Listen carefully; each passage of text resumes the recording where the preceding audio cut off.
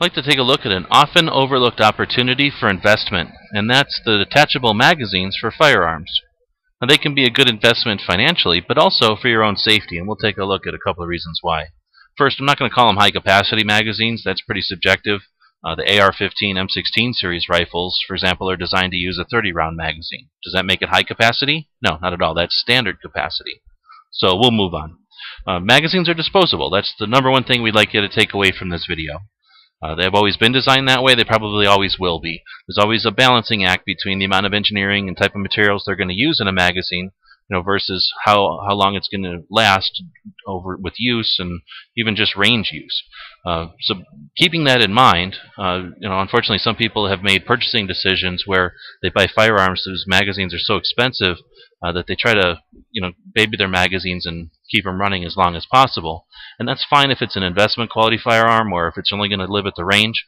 But if it's something for defensive use or concealed carry or something potentially for defending the home, you want to pay less attention to each individual magazine. And the best way to accomplish that is to have a lot of magazines. And again, we're going to talk a little bit more about the financial benefits of that, but again, for your own safety, you can really develop some bad habits if you think about each magazine individually. Now, you do want to number your magazines so you can keep track of which ones are having trouble. It is possible sometimes to repair a magazine, but really, again, you want to think of these things as disposable items, and because of that, you can't have enough of them. Now, having a lot of magazines can be beneficial for other reasons. If you just go to the range to have fun, it's nice to have a whole bunch of magazines already loaded, so you can spend all your time pulling triggers and a lot less time distracted and stopping to load magazines. It's also nice if you go to firearms training classes or if you do any competitive shooting. Again, the more magazines you can bring with you that are already loaded, the more time you can spend paying attention to the event. Now let's talk again about some of the investments in these things and why they can be a good idea. Unfortunately, because of legislation, both at the local and federal level, we've seen bans on specific what they call high capacity or larger capacity magazines, and because of that, they create artificial markets, which unfortunately usually tend to lead to inflated prices.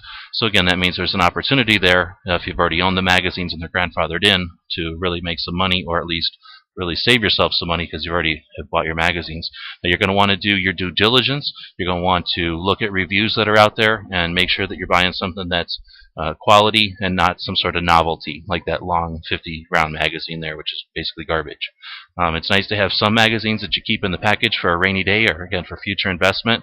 But you're also investing in the country. Buying magazines that are made in the USA, you're helping the firearms community in general, obviously the factories directly, but you're also helping overall just keeping our money here in the United States. One of the ways to save some money when you're buying magazines would be to buy one every time you go to a gun show. I do that all the time. I've been doing that for decades, in fact. It creates a large inventory of magazines for you, and it also helps offset the admission price of going into a gun show. Another way to buy magazines less expensively is to look for group buys on forums. A lot of times, guys will go in on a case of 100 magazines. You can get them a little cheaper that way. Another thing I like to recommend is buy a magazine every time you go into your local gun shop. Not only is that going to help them, to stay in business, and of course you want to keep your local gun shops around, but it's also you a frequent customer. They're going to notice that you buy something every time you come in, and they do appreciate that. And when it comes time to buy a larger item, you might have a better chance of getting a good deal.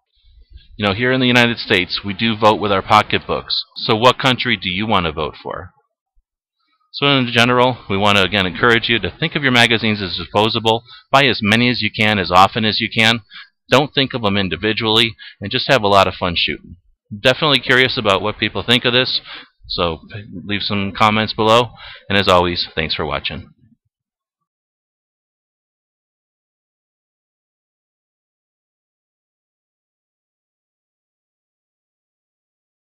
The guys and gals of GunWebsites.com encourage you to take a CCW class every year, practice at least once a month, and carry every day. Thanks for watching GunWebsites.com.